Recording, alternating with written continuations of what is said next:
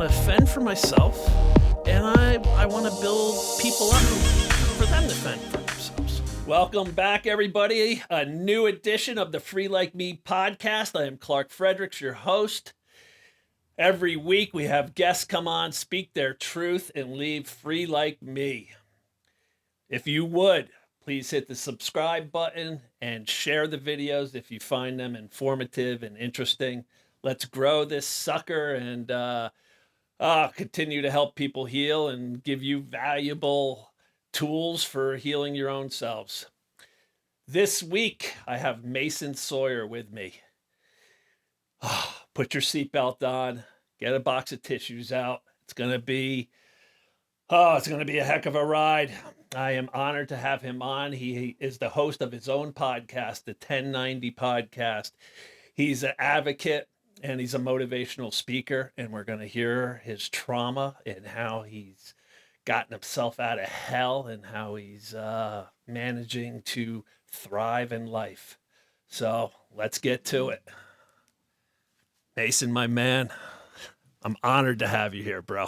Dude, thanks for that intro. That was awesome. Yeah. You know, I know what we're going to go into, and, but I'm so excited for you to be here. You know, it's just, your story's so heartbreaking, and I'm just honored you want to come on my show and share it. Well, so is yours, man. So, I mean, every one of ours is tough. You know, trauma is trauma. No, I mean, you're right. Trauma is trauma. But I mean, you just interviewed Seth, and I had him on my podcast. But like the way you two were able to connect because you've been through similar shit was just so cool. Like I couldn't connect with him the way you did.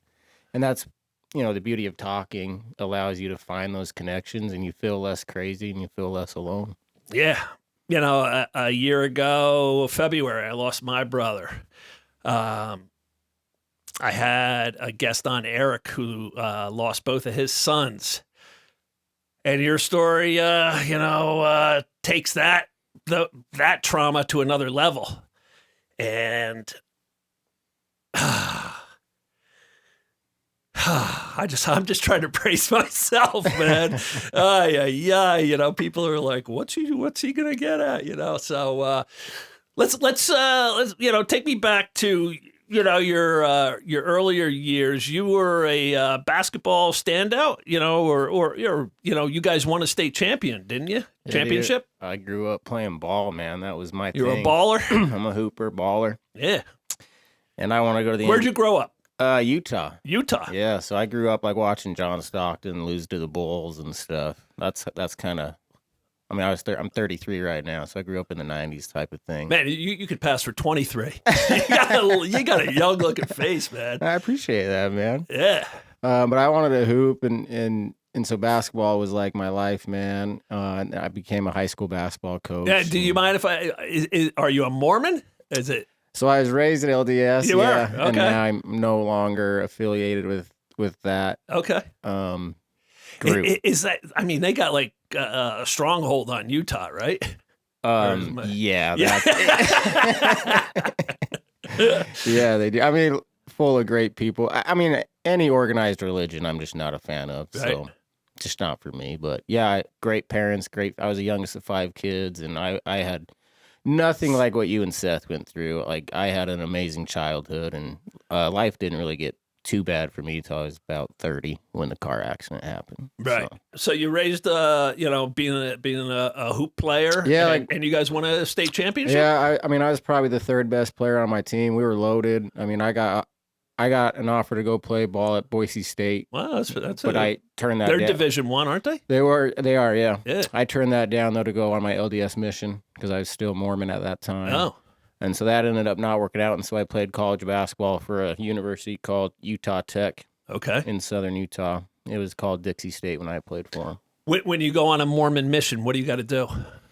Just give all your time to the good Lord above, and you just spread the gospel of. Are you going around to like try to get people, win them over into the church? Oh yeah, and get converts. Exactly. Right. And it's funny because I'm no longer a part of that church, but I appreciate that experience, and I do think it's actually helped prepare me for what I'm doing now. I'm traveling all over the place now and try to share my story now and help people. So a lot of similarities. When did you break away from it? I was kind of mentally out of the church for a while. Like I kind of knew it wasn't true, but my family's in this thing. I'm connected to it. So I just didn't really know how to tell them. And then after the car accident, it was... So up until the car accident, you were sort of playing around with it? Dude, I was all in. Oh, you were still? For most of my life, I was. Okay. And then about 2 years before the accident, I started to like think different. And then after the accident, my whole mind just kind of blew up. So okay. You met your wife in high school, right? Courtney Atkinson. Yeah, she was this pretty girl. I remember my buddies after school, like, let's go watch the volleyball team practice. There's all these cute girls. I'm like, all right. And then I saw Courtney, and like, we're like kind of spying on the girls. I'm like, man, who is that? And really cute girl. And this is what grade? Oh, I was freshman in high school, like, or sophomore maybe. Yeah. Yeah, I remember. And then my good buddy was dating her older sister, so we started doing double dates. And I just, yeah, man, we were high school sweethearts, and throughout the rest of the high school. Our senior year, we won the award "Most Likely to Marry Your High School Sweetheart." So we were that kind of couple, and she waited for me when I went on my 2-year LDS mission. I came home, we got married. And was she Mormon? Yeah. Okay. Yep. We were. How come you had to go on a mission right after? That's just how she didn't. How the LDS church works, they like encourage young men to go on. Like you basically have to go. And then the girls, it's like, whatever you want to do. Okay. So what happens after those 2 years? Do you two decide to become a couple? Marriage? I get back from this church mission, and we get married like 3 months after. Really? And I'm playing college basketball at Utah Tech, and Courtney's doing the nursing program. And we have our first kid my senior year of basketball, Riggins. And so that was kind of tough to do, playing college basketball with a kid, and your wife's working the graveyard shifts as a nurse. So it was fun though. And we were so poor, like college kids, like with a kid. It was like, oh, it's such a fun time to look back on though. So I graduate. And what'd you study? Psychology. Oh yeah. Yeah, my dad was a therapist, and so I kind of wanted to go that route. And then after I graduated from Utah Tech, my old high school basketball coach is like, "Did you just get a psychology degree?" And I'm like, "Yeah." He's like, "Well, we need a psychology teacher. Come here and help me coach. You can coach basketball and do psychology." I'm like, "Well, that sounds awesome." So I go back up there, and then he actually leaves a couple years later, and I become the head coach. Oh. So I become the head coach at my old high school, where won a state championship, and that was a lot of fun. That's pretty cool. And then me and Courtney have 2 more kids. We have our son Blue and our daughter Frankie. And I felt like I had it all, man. I felt like I was the happiest, richest man on earth with being a high school basketball coach. You're the coach at your high school where you won a state champion. You got your high school sweetheart as your wife. Exactly. You see nursing. You're teaching. Just all American family thing. It was like, we could have been on a magazine for fuck's sake. Like it was like kind of scripted out of a movie. It was almost ridiculous how cute it was. And then I get a job offer back in St. George, Utah, where I played college basketball. So I'm up northern Utah at my high school, coaching and teaching for about 3 to 5 years. And then I get this call from this place called Nets on Fire, and they're like, "Hey, we want you to be what's Nets on Fire?" Good question, because this is like heaven on earth to me. This is like, I mean, if you're a hooper, Nets on Fire is in southern Utah, and it has like the NBA basketball courts, like old Utah Jazz courts in there, and it's a basketball complex, and they put together travel teams and AAU teams, and it's just a basketball complex basically. And they called me and like, "We want you to help us put our travel teams together and train our players." And what ages are we talking? All different? Mostly high school, but like we had underage teams, the whole thing. It was basically my dream job.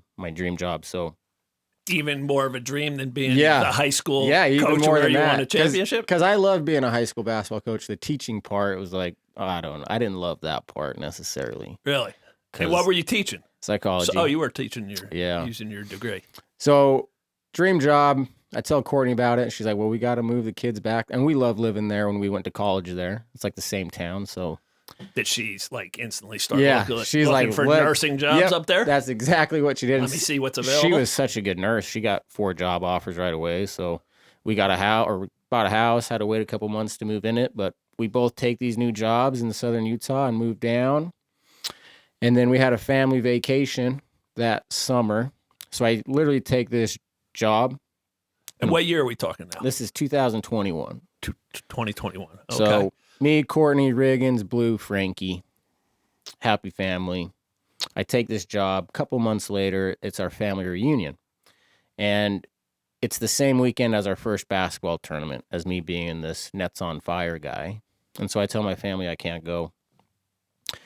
And they're like, yeah, no worries, we understand. And then that Friday rolls around, my wife, Courtney, tells me, like, hey, Mace, I'm going to take the kids to the family reunion because you're going to be coaching all weekend. I'm going to go. I'm like, yeah, that sounds fun. Family reunion on your side or her side? On my side. Your side. So every summer, my family will go somewhere, rent like a Airbnb and just hang out for a weekend. And that Friday rolls around, my wife, Courtney's like, hey, I think I'm going to end up going since you're coaching. I'm like, great. And then I tell her, like, you should call my brother Race. Same family reunion, obviously, and you guys can carpool together or ride, or at least follow each other. That'd be smart. She's like, yeah, I'll give Race a call. And so my brother Race is going, and his youngest son is going to the family reunion, Ryder. But his wife, Keisha, son Rand, and his daughter Faith aren't going. Okay. So they stay back with me in St. George. They're living in the same town? Yeah, we both live in St. George, so that's why I told her you should call Race, because it's like a 4-hour drive for them to the family reunion. Okay. So they pile in with my family, so it's my family with my brother and Ryder. All in the same vehicle? All in the same vehicle, and they go to the family reunion, and I work that weekend, and I'm Clark, like I'm waiting in my apartment. And I remember... On what, Sunday night? Yeah, and I remember Courtney texting me, just leaving Fillmore gas station, see you in a couple hours.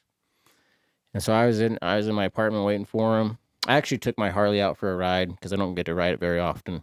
So I try to time it to get back when they got back. But anyway, get back, and my sister-in-law, Keisha, calls me, Race's wife. He's like, hey, have you heard from Courtney or Race? I'm like, no, I'm sure they'll be back any minute.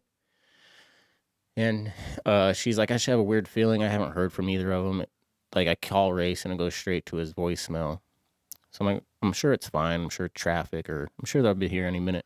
They're in a zone with no... Right. So but I hang up with her and I call Courtney immediately and straight to her voicemail, which is weird. And call Race, same thing. I'm like, that is weird. And then my phone rings, unknown number. So I answer it, and he's like, hey, this is Dr. So-and-so from Fillmore, Utah. There's been a car accident. So before he goes on any further, I put my phone on speaker, and I text my brother's wife, Keisha, who just called me. And I said, hey, there's been a car accident. Come pick me up. We got to go to Fillmore. This is why you're on the phone still. Yeah, and I don't even know anything. I just know, right, like the feeling I have in my chest now, like in my mind, I thought Race and Courtney were hurt in this car accident. They're at the hospital. The kids are in the hallway freaking out. Like, we need to get to the hospital.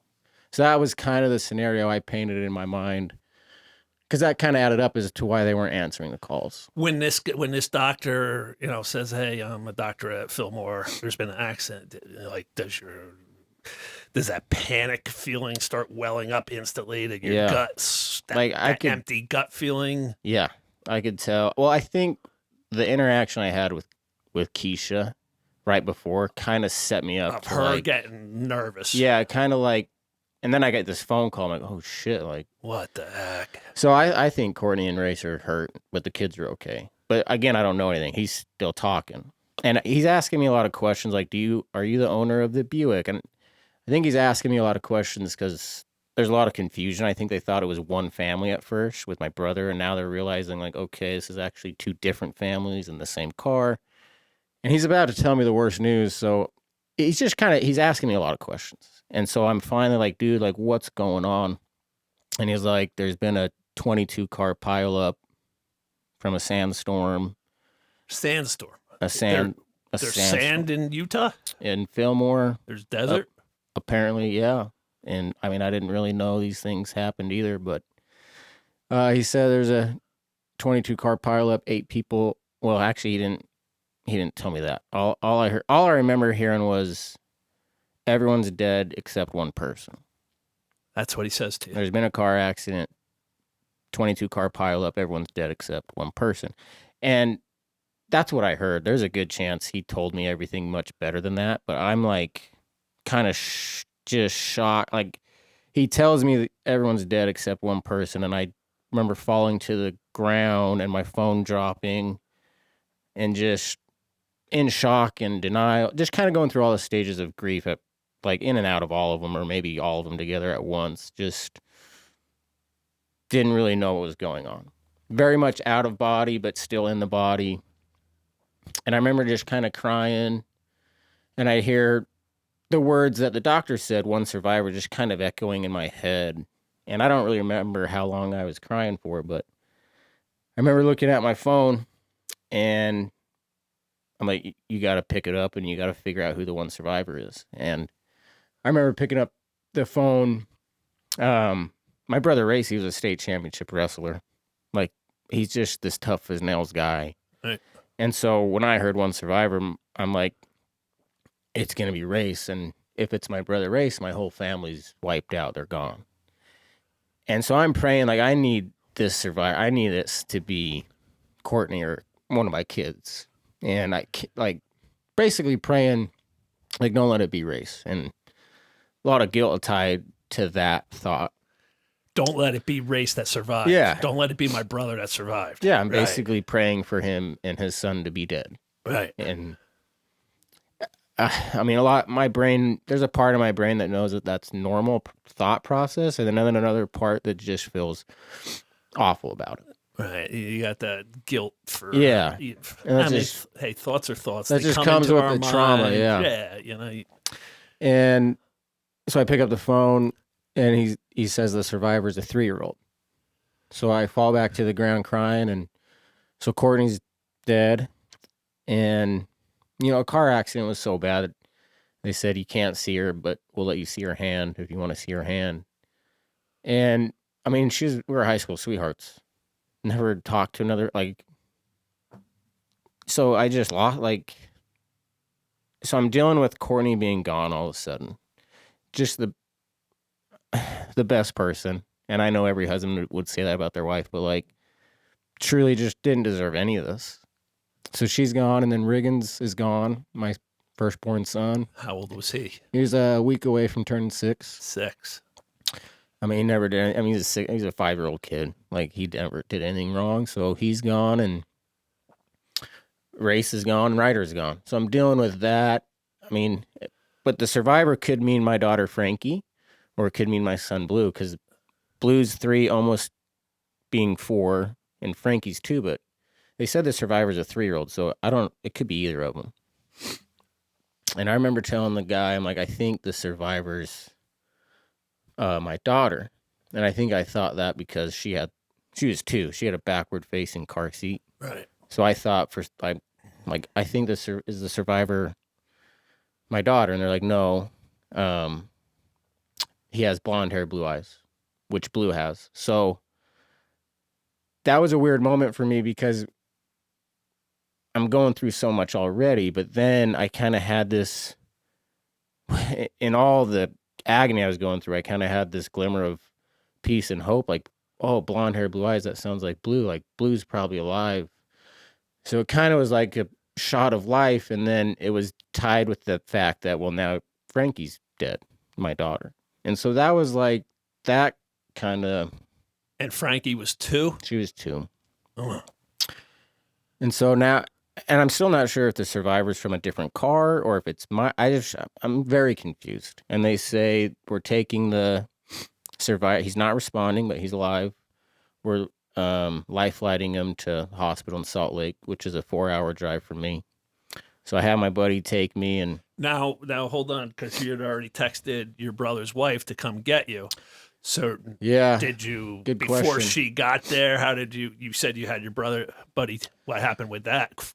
So my family was living in an apartment because we couldn't move into the house we bought for a couple months. The market back then was really weird.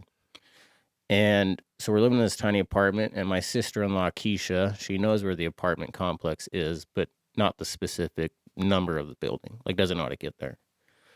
So I know I have to make it out to the main road. And the doctor on the phone, actually, he says, I need to get a hold of Keisha Sawyer and tell her. And I told the doctor, I said, she's coming to my house right now. I can tell her if you're 100% sure everyone else is dead. Because there's a lot of confusion in the phone call, at least for me. And he's like, everyone else is dead. Wow. And then I said, okay, I'll tell her.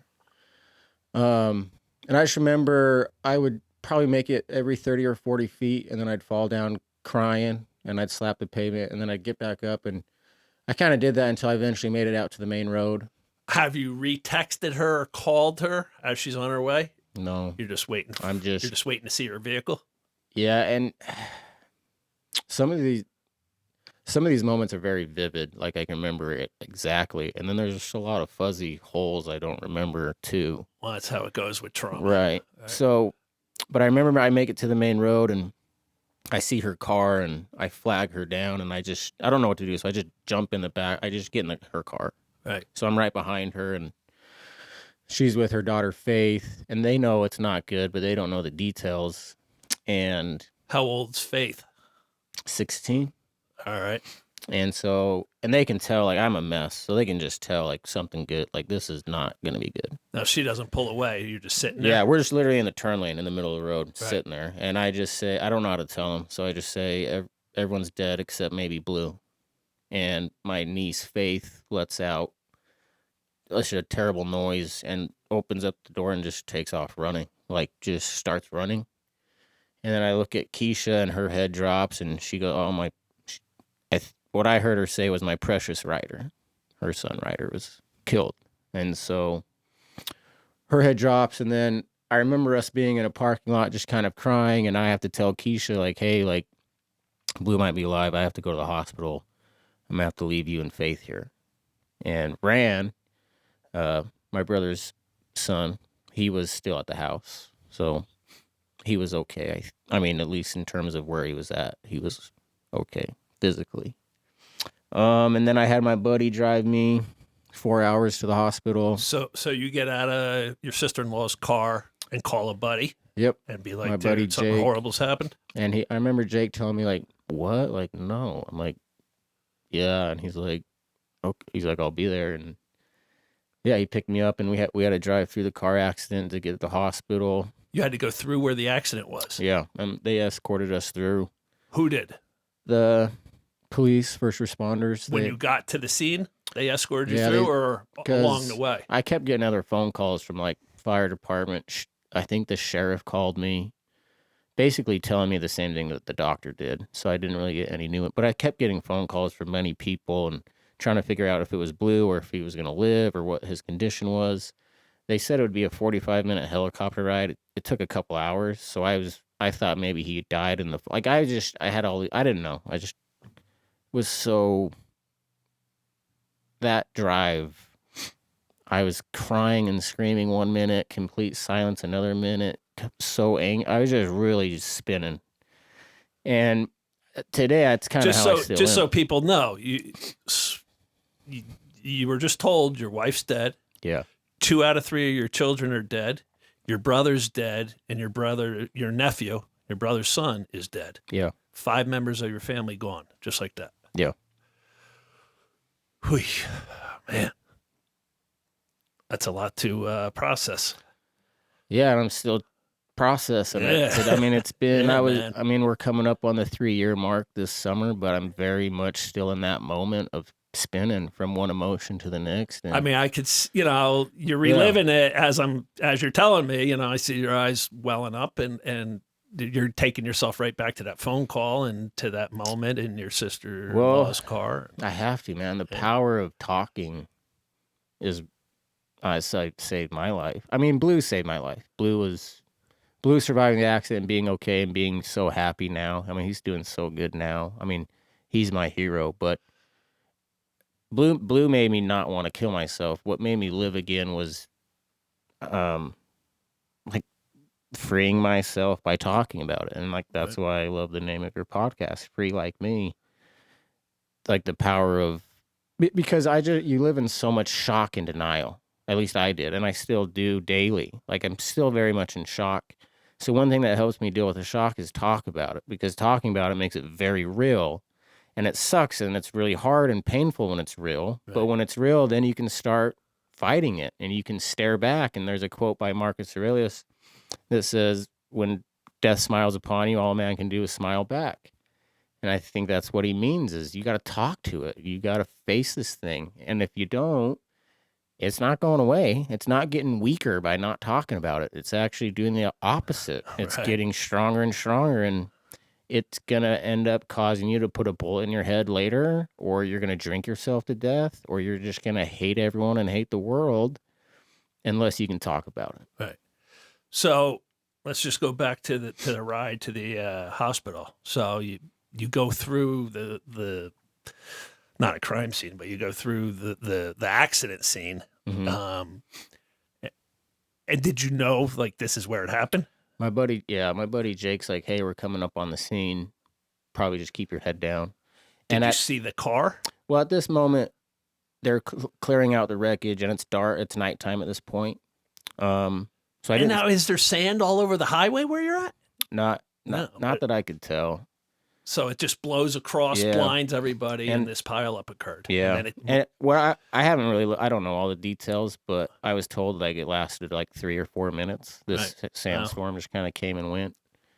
And a 22-car pileup, tractor trailers. Yeah, I mean, it wasn't just a bad day for me. It was a bad day. 8 people died. Right. I mean, 5 of them were our family, but I mean, it was a nasty day. I mean, a lot of bad things happened to people that day that didn't lose loved ones, but lost other things and body parts, and not good. A lot of injury. Yeah. So you get to the hospital, and what happens when you're there? My sister Carly's standing out front, and you called the family ahead? Everyone kind of, it just blows up, and the news is on it, and it's a big story, and I'm getting phone calls like, by the time a phone call ended, another one was coming. Like, I'm just getting calls from everyone I've ever known in my entire life. On this drive? Yeah, I'm just getting, just all these calls. And the only call I care to hear about is if it's Blue and if he's okay. And so I'm getting very frustrated by everyone calling me, because I look at it, is it Blue? And it's, and they love me. They're just trying to help. They're calling me. So I'm not mad at them. But I was in that moment. I'm like, dude, like, I just need to know. You don't know if by the time you get there, he's going to be gone. And so that was part of the drive too. But I remember getting to the hospital, and I don't know if I said anything to Jake, who drove me, but I remember my sister Carly's outside the hospital, and I just kind of fall into her arms, and she takes me up to the room in the hospital, and Blue's there, and he has some deep cuts on his head, and he fractured his hand. But we spent one night in the hospital, and we walked out. Really? I mean, I walked out carrying him the next day, and did he have any memory of it? What I've been told by therapists is if he brings it up, you can ask him follow-up questions, but don't try to like pull it out of him. Right. And so he'll mention things like being in a helicopter, he'll remember. Or he said some things in the past, like Race couldn't see. My brother Race was driving, and I remember him saying something like Race, he couldn't see very good. But he's also said things like his cousins, that I pulled him out of the car, which, like, I was 2 hours away.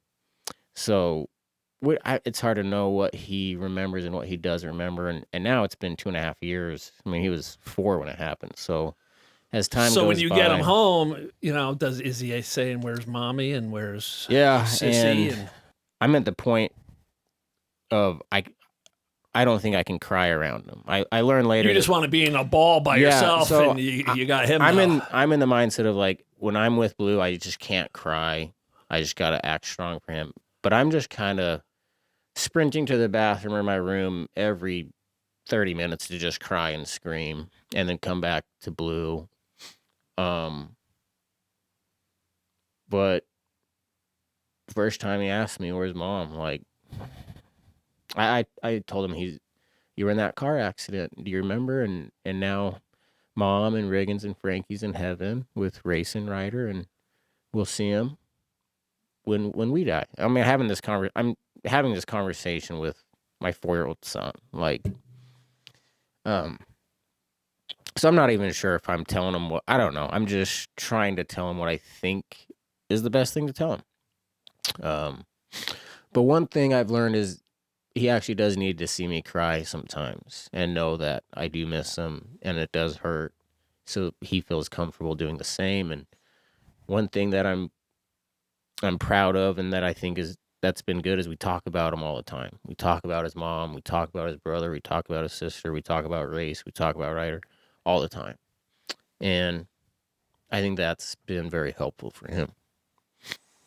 Did anybody in your family, are they staying with you right after this, or it's just So you and him? I moved in with my brother Sage, and I think I lived there. Oh man, I don't even know. Maybe 8 months, 6 to 8 months. Immediately after. I just laid in his basement for a long time, and then the 1-year anniversary of the accident, I was just kind of fed up with just drinking myself to death and not doing anything. So I'm like, I'm going to do something about it. Well, take us into that. So how are you processing it? And you just mentioned drinking, so you started. Yeah, it was take care of Blue, make sure he's at a babysitter's or I get him to kindergarten, and then we'll drink until we have to pick him up.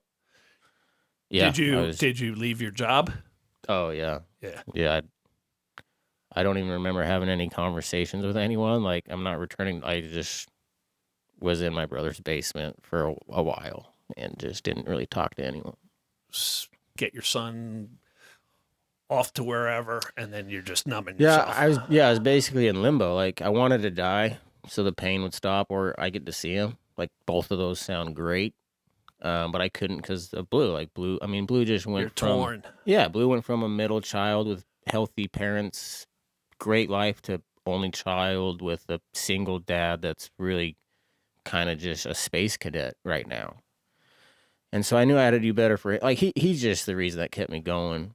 And anger and rage. Oh man, and drinking that would bring that out even more, right? Bring it out even. I'm punching holes in the wall. I'm punching myself because I hate myself. Like, should have been in the car. Like, why didn't I die with him? Dealing with survivor's guilt. And alcohol is just the worst thing to combine with those emotions. And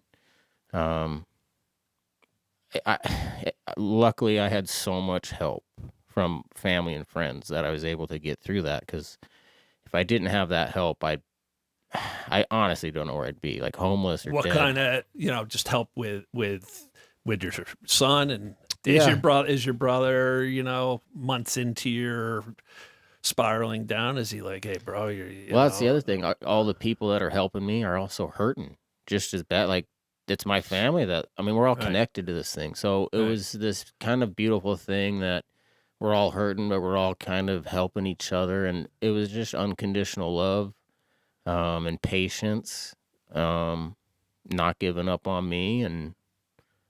But like, people ask me all the time, like, how are you doing this? And I think the honest answer is I asked for help.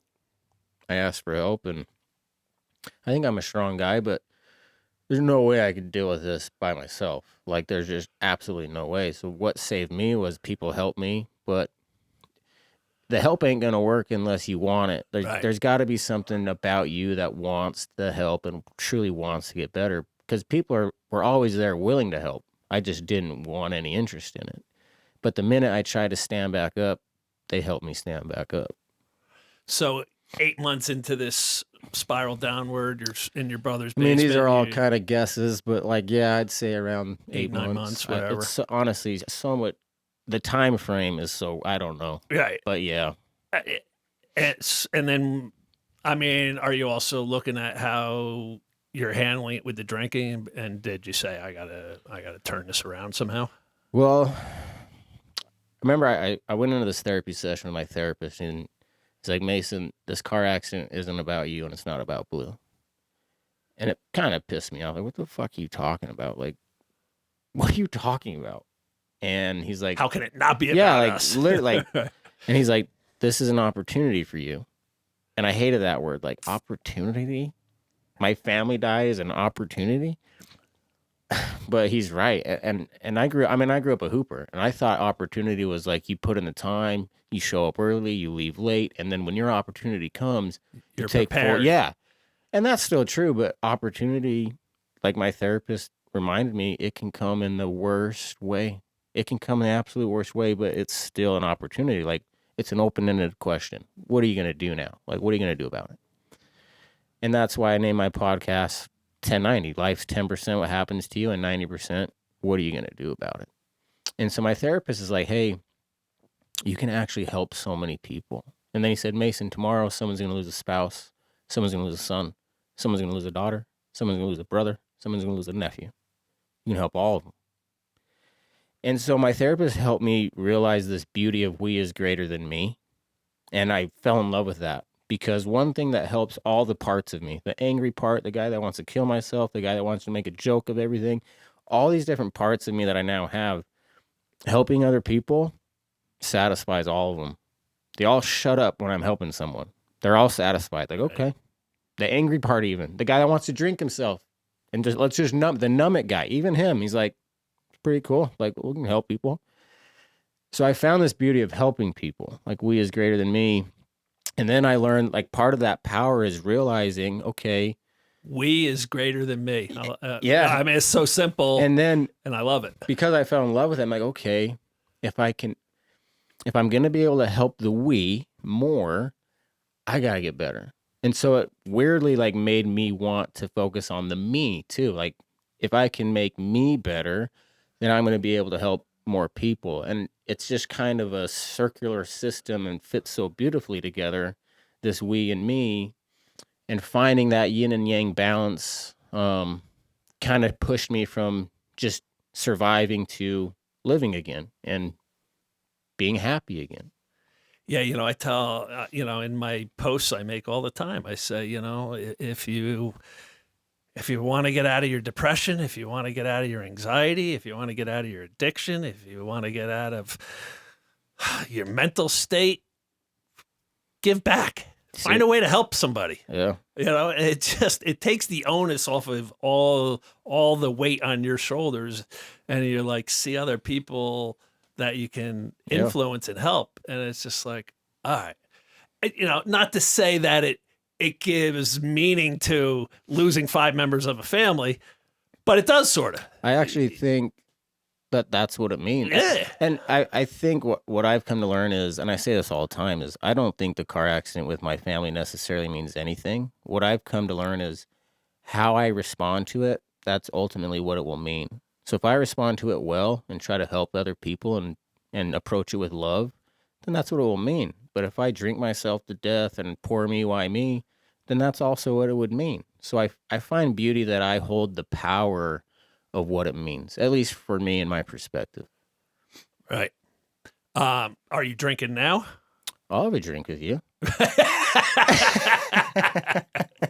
But you're not killing yourself with it like you were. It was fun. I have this girlfriend, Sammy, that I love, and we're actually talking about this. And I'm like, I don't drink. It's not like it used to. Like, I'll have a drink with my buddies if we're in Vegas or if I'm out to dinner. Like, but it's just one drink, and I can be done, and it's not a problem. But so I don't know. I'm not like it used to be. I feel like I have a good hand on it, and I don't use it to numb the pain anymore. Right. So I think I'm in a better spot with it for sure. Were you doing any other substances during that time? Lots of marijuana and mushrooms. Yeah. Mushrooms, though, that was more, I mean, my therapist recommended mushrooms, actually. So that was more therapeutic, not so much as an escape or trying to numb it, but actually trying to deal with it using mushrooms and feel it a little bit more. But microdosing them or just? I microdose all the time. I just put some in my coffee even. But I'll go like deep trips, maybe every 7 to 8 months. Like I'll have a deep trip, but try not to do it too much. And when you take a mushroom trip with the trauma you have, does it bring out joy or does it bring out darkness in you? Definitely both. But like I usually call my therapist before and kind of we set goals and we get in a good headspace before I take them, and that usually helps a lot. So there's things you can do to help avoid those dark pockets, but yeah, I think mushrooms actually help my brain. And this is just, I don't have any evidence for you. This is just speaking from experience, so take it for what it's worth. But right. I think it helped my brain just near a lot, like the connections and helping rewire it and maybe heal it. I think it has helped me. I felt less cloudy after doing those just in my day-to-day life, Right. for whatever that's worth. So this happened in what month in 2021? July 25th. July 25th. 2021. So you're coming up on the 3-year anniversary. Which feels like it happened forever ago. Like this has been my whole life. And then it also feels like it happened today. Like, so the time is just, I'm still trying to process that. It's very weird to me. But yeah, it'll be 3 years this summer. And I heard you, if I heard you correct a few statements ago, you mentioned girlfriend. Yeah, Sammy. So you found a girlfriend? Yeah, and she's, I think it takes... And take me into the process of the guilt of going down that road. You know, let it just be, you know, my father died back in 1999, and I was going to my parents' house and mowing their lawn. And I'm on the riding a mower, and my mother comes out, and she starts waving me down. So I idle the mower down and turn it off. I'm like, what's up? And she goes, I got a question to ask. But if you say no, I'll completely abide by your wishes. And I'm like, all right, what's the question? She goes, I was asked out on a date, but if you don't want me to go, you just say so. Oh, And yeah. I'm like, Mom, you're not supposed to sit in the house alone for the rest of your life. Go have at it. She's like, are you sure? I'm like, yeah. That's great. She was all nervous about it. Yeah, that's such so take me into you starting the date again. Yeah. The guilt's still there. I still have guilt with it. I mean, I have guilt every day with mostly survivor's guilt, I think. The guy is supposed to be the one to go, not the wife or and kids. Like not my kid, like take me, not my kids. Right. Just simple thoughts like that. But Sammy, she accepts my grief and understands that it's just part of it, and that I'm gonna have a podcast and talk about him, and I'm gonna talk about how much I love Courtney, and that's just part of me. And she doesn't just deal with it; she loves it. Like she loves it about me, and we talk about Courtney together, and we talk about like it. And I think, where did you guys meet, or how? She just messaged me and said, "Hey, I really like your podcast," and then I saw how cute she was, so I'm like, maybe we can hang out. And so that's how we met. But like the best version of myself is when I have teammates around. Like that's how I was as a basketball player. That's how I functioned with Courtney. Like the best part of me was Courtney. Like that was the best thing about me. And so I think the best version of myself is when I'm working with a team, with other people, and the ultimate team is your family, and two people falling in love and having a kid. I think that's the healthiest and best way to not just raise a kid, but like honestly, like I think all the problems we have in this fucked up world is shitty parenting. Like that's what it boils down to. And I might just be going on a tangent here, but like I went through a phase in my grief in podcasting and public speaking where the ego just can't help itself. Like, man, I'm pretty cool. Like, these people like me, and I'm growing fast. And I thought that I was gonna change the world with my story of losing Courtney and Frankie and Riggins and Race and Ryder. And maybe I'll help some people. But the best way I can help this world is be a good father to Blue. Not even close. And it took me losing 2 kids and a wife to understand that. But if I want to make a big difference in this world, it's not going to be through podcasting. It's going to be how I raise my kid. So yeah. Are you still close with Courtney's family? Very close, yeah. They're actually coming down this weekend to visit, and so it should be fun. And they're actually their babies. No guilt from them about dating. Oh no, they support it, and I mean Courtney wants me to be happy, and she understands. I mean, I know that, and that doesn't mean the guilt isn't still there, but she wants me to be happy, and Blue needs a mom. Blue needs a dad. Blue needs me to be happy and functioning, and are you Sammy helps talking with all that. about children with Sammy, your new girlfriend? No, I mean, when we first started hanging out, she never wanted kids, and she kind of just saw Blue as her kid, and I didn't want kids. But I'd have a kid with her. She's awesome. I love her. So, are you guys living together? Yeah. Oh wow, congrats. Yeah. So, Blue, actually on this trip, Blue's hanging out with Courtney's family, so they're babysitting and watching them. But he usually stays home with Sammy. Awesome. And they get along so well, and so that's been great for Blue. And are you working again? Yeah, so I'm a pool boy by day, so I clean pools. So I wanted a job that I could take Blue to school every day and pick him up. So I needed a job I could work from like 9:30 a.m. to 3, basically. Right. And so I found a job, pool boy, and so I drop Blue off. I go work, pick him up, and then spend time with him and Sammy. How long after the accident before you started working again?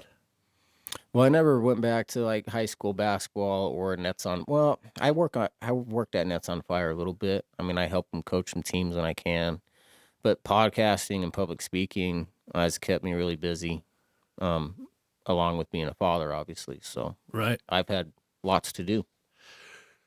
So, what would you say has been the tools like that you've? I know you mentioned a few things. Do you have a daily routine that keeps your sanity?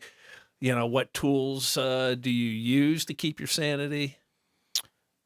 Podcasting and public speaking is a big part of it. Because you feel like you're giving back to people. Yeah, and I get to talk about it. And talk outside of podcasting and public speaking, I don't talk about it that much. I mean, unless it's with Blue or Sammy about just memories of them, but I'm not talking about my pain and suicide ideation, and I'm not talking about my survivor's guilt unless I'm public. So the money's good because you got to have a roof over your head, but honestly, like, it's back to the we versus me. So much comes for the we from my story, but it's also for me still. Like, very much I need to just talk about it, and that's why I appreciate being on your podcast. Is this is very much for me today, as it is for anyone else. Like, I need to be able to talk about it, because if I don't, and I can tell, like, my body physically, I can tell, like, I haven't talked about it or cried about it in a couple days, and I just need to. Right. Yeah, I made a post, I don't know, maybe it was like a month ago, and a person on Instagram was like, "Oh, Clark, you need to just move on from that and stop talking about it and stop living in the past." I'm like, like, that is not how you heal. I'm like, not how you heal. For one, I don't want the demons building a house in me again. Yeah. So I talk about it to keep them out, and then I get new followers all the time, and they need to hear my story. So I need to talk about it. Don't ever stop talking. Dude, did you see what you did for Seth? And for don't ever stop talking, man. Don't ever stop. I mean, trauma makes people uncomfortable, and they don't know how to. They get squirrely. They do, but the way I see it is, like, if it's not for you, just scroll on by. Like, it's cool, but like, it's gonna be for some people, and it's really. And I've gotten messages like, "You saved my life," or "You helped me get to my therapy." Like, I've had really cool messages. So, yeah, most people won't care, maybe shut up, but like, fuck you guys. Like, I'm gonna talk about it, and if you relate to it, great. If not, see you later. Right. Yeah. I mean, I tell people that reach out to me all the time. I get DMs like nonstop, and I'm like, talk therapy is like the breaking your silence. That's why I post, like, every month. I'll post the Big Lebowski quote. Oh yeah, well, that's just like your opinion, man. I'll just post that like every month just to remind people, like, yeah, I'm getting your messages. I just don't care, like the hateful messages, I guess. Obviously, you like the good ones, but the world of grief's not for everyone. But that's weird to say, because it's the world we're all in. Like, we're all going to deal with grief, and if you're not, you will. Just wait a minute. But some people don't want to talk about it ever. Yeah, I mean, I from an early age, I've had trauma. Well, dude, like, and then other people get to like coast through, and I haven't really dealt with it yet. That was me. Like, I didn't really have anything hard till the accident, honestly. And then it just flipped my whole perception. But yeah, man, don't ever stop talking. You're helping so many. You're helping me. You're helping so many people. Awesome. I'm honored that you would make the trek out here to share this, man. That's a lot to overcome, bro. You know, and I take my hat off to you.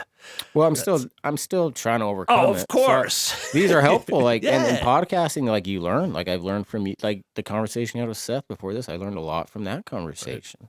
Right. Yeah. So that's the beautiful thing when you talk to people about pain is you kind of learn more about it and understand how to deal with it a little bit better. I mean, did you have guilt about your drinking? Like, I'm sure that it's all like compounding. You're like, oh my God, now look what I'm doing. Like, I'm just a piece of crap. I can't deal with this. Exactly. Is that going through your head? Yeah, still. Yeah. I mean, yeah. Yeah. And then at some point you at some point you flip a switch a little, like, all right, I'm either going to I want to kill myself. I have survivor's guilt. I'm drinking like a fish. I'm smoking weed nonstop. It's either going to be the end or I got to make some good out of this mess. Yeah. And I think I may have said this earlier a little bit, but that's kind of what I came to the conclusion of is as I was drinking myself, laying in my bed every day, I'm like, if this is what I do every day, this is what the accident will mean. If I get off my ass and try to do some good, then the accident might mean something good. Right. And once I learned that, it changed everything. Right. Yeah. I mean, so anybody who faces trauma, if they can get out of that victim mentality and just think that the world is over and instead see, I can somehow use this pain for gain. Yeah, life's 10% what happens to you, 90%. What are you going to do about this thing? Right. Like you still have a question left to answer. It's in your power. What are you going to do? And yeah, I fell in love with that quote and started a podcast about it. Awesome. And what type of guest do you have on there? No one like you yet. That's why I'm excited to reverse these tables real quick and interview you. But I have also a lot of death and grief ones, but I mean, I had this guy on, Matt Blanchard. He got paralyzed, was told to never walk again, learns to walk again, gets paralyzed again. What? Twice. Holy like just mackerel. these almost like you just have to laugh almost. It's that fucked up. Like what? Well, I like, tell everybody like when I pre-interview them, I'm like, look, I laugh at trauma. You gotta laugh like, or cry. Right. You're going to kill yourself if you know. Yeah, you gotta laugh. Like crime scene investigators. They got to laugh at it. You have you to. know? Yeah. Hey, if people want to find you, where can they find you? I prefer the Fight Club mentality. Like, if you want to, you'll find me. My name's Mason Sawyer. If you really want to find it, you'll find it. If not, it's not for you, probably. So if they want to listen to your podcast, it's the 1090 the 1090 podcast. podcast. Have Instagram, the 1090 rule. 1090 rule on Instagram. I think we have a Twitter or a TikTok, too. So, and I think we have a YouTube channel as well. Keep speaking, brother, and you too, man. Inspiring other people. You know, everybody's going to have a death in their family at some point. Yes, sir. I'm just honored you came here and talked about it. You know, and it's it's to memorialize their life and highlight their life, and you had an amazing romance and love story, and you got a whole new life starting now. And it doesn't diminish the life you had. You know, it's just it probably energizes you. You know, and it makes me appreciate it more. Yeah, that's for sure. Right. You know, now you know how fragile life is. You know, I post all the time, like, life is so precious. Enjoy this day. Let's not waste it. Mm-hmm. Let's go.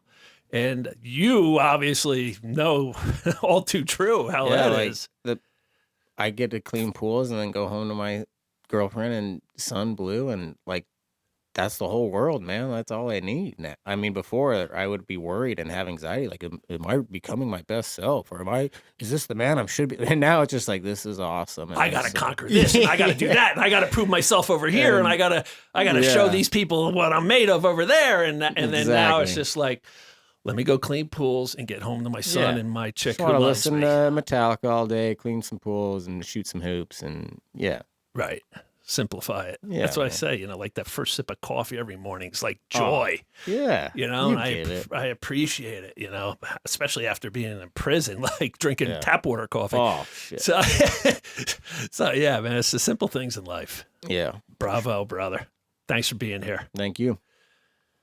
All right, everybody. Mason, 5 members of his family lost in a horrible car accident, and he's still with us. He did stumble immediately after, but that's to be expected. But he's turned it around, and he's found love again, and he's found the joy for life. So if he can do it, so can you. Speak your truth, break your silence. Those are the keys. Please hit subscribe and share this amazing episode because everybody's going to lose somebody at some point. Peace, everybody. See you next week.